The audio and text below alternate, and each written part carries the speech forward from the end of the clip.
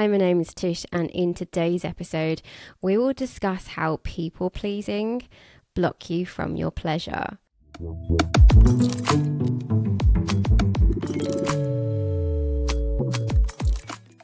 Women's pleasure can change in an instant. A change of tempo, a change of position, having sex on days where conditions are not optimal can make sex uncomfortable and even painful.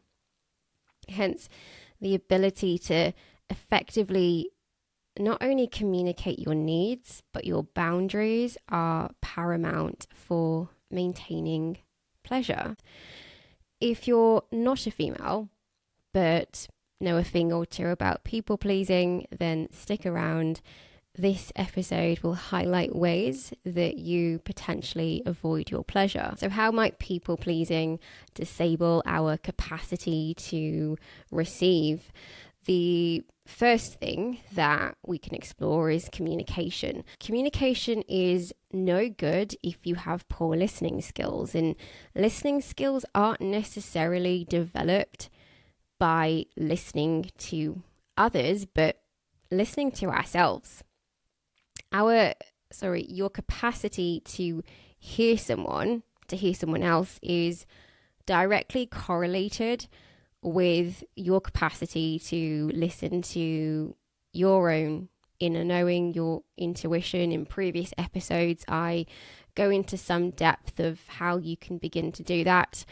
But if you are someone who avoids parts of themselves, you're likely to find yourself in relationships surrounded by people with similar avoidant tendencies. Many of us find ourselves in relationships where we are not fully seen or have difficulty expressing our needs and desires.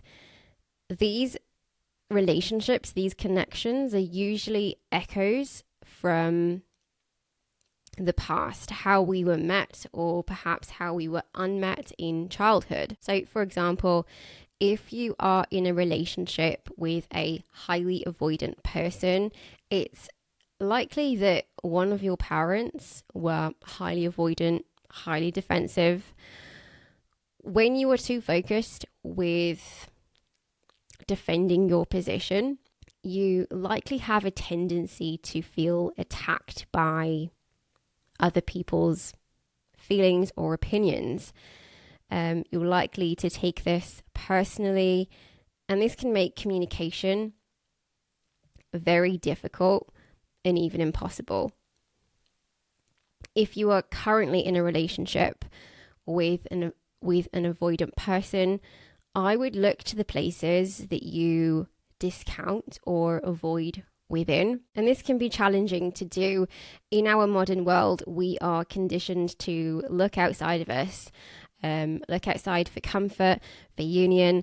But by doing this, we tend to place our sense of being, our sense of belonging, our security outside of us.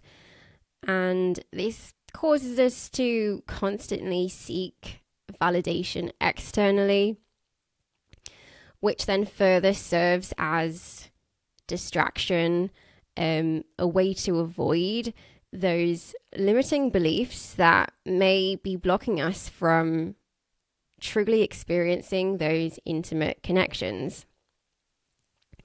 Intimacy ranges depending on how intimately you have met yourself, essentially, and perhaps you're harboring unprocessed emotions surrounding rejection, surrounding abandonment. These emotions, if they go unprocessed, they lead to people-pleasing behavior. This is a way to protect ourselves from further judgment, further abandonment. However, if we take the time to process the emotion and we give ourselves the acceptance that we are essentially seeking, we are more able to move into those higher level connections, higher levels of pleasure and intimacy. If you were brought up around loosey-goosey boundaries, then you too likely experience some sense of lack. Now, our capacity to give and receive in a balanced way becomes very clear with sex, especially if feelings of disappointment or discontent arise. These impulses are signaling lack within, and the connection, which is actually a container, is highlighting that to you.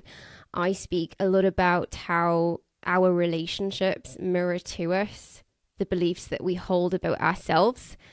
And so if we use disappointment as an example here, that disappointment, that impulse, it exists as a guide because perhaps there was an equal give and take within a connection. Perhaps you gave more than you wanted to, leaving you to feel some kind of lack within. Perhaps that lack is rooted in your self-worth. And by listening to these impulses and allowing them to guide us, we can move away from the lack and more towards pleasure. This doesn't necessarily mean that what you share or what you express is going to be received well. It's more about releasing the need to control the outcome, and more about expressing your truth. And that can be quite difficult to do because it's through the act of people pleasing that we have greater control over the outcome. And there may be conscious, unconscious reasons why you would experience difficulty doing this, expressing your needs. Perhaps you hold a belief that your survival might be somewhat compromised if you made those needs known. Maybe you don't feel worthy. And the paradox is that if you are someone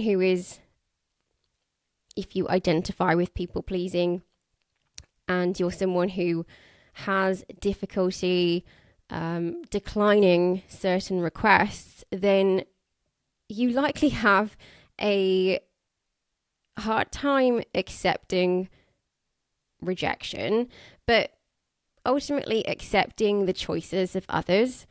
And this is how people pleasers become highly controlling and highly manipulative, because they essentially don't trust themselves. So how are some ways that you might be people pleasing and blocking your pleasure in bed? I talk a lot about the female menstrual cycle and how during times of ovulation, penetration is far more comfortable. There is more space in the vaginal canal to receive in a comfortable way. The blood flow, tissue elasticity is greater. The pH is right. You're far less resilient to UTIs. And you're not using excessive amounts of lubrication because your body during this time is able to produce it in good amounts. Having sex during times that aren't optimal, so during your luteal phase, we could say, this creates uncomfortable and even painful experiences with penetration. Men don't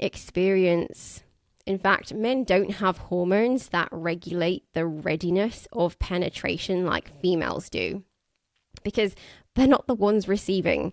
They don't deal with the negative effects of progesterone or having significantly low levels of estrogen. Therefore, their ability to perform is far more consistent. And the way that women perform is by honoring their cycles and receiving on days when hormone levels are optimal. These hormones increase things like arousal, tissue elasticity, blood flow, lubrication, the things that we spoke of previously. If you are having sex in your luteal phase when progesterone is through the roof. This is a prime example of people pleasing at its best. As women, we have been conditioned to not cause too much of a fuss, to be in agreement even when our bodies and our intuition are telling us no. And by enabling these conflicts, these conflicting beliefs, we continue to subscribe to that lack, to those limiting beliefs.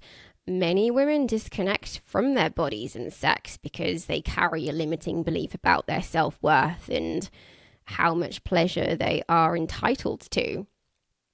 If you enable that lack physically, so through the act of sex, you amplify that limiting belief even further. That limiting belief that is essentially the unprocessed emotion, the impulse. And this is how we can block ourselves from pleasure. We spoke about timing, but you can apply this to a change in position, a change in tempo. If any of these things don't work for you, and you feel the impulse arise, then this is an invitation for you to make your needs known and claim your body in that process. So comment down below, what are some people-pleasing behaviors that you are ready to release? Sex, not sex related. What's blocking you from your pleasure? Don't forget to like, share, and subscribe, and I will see you in the comments.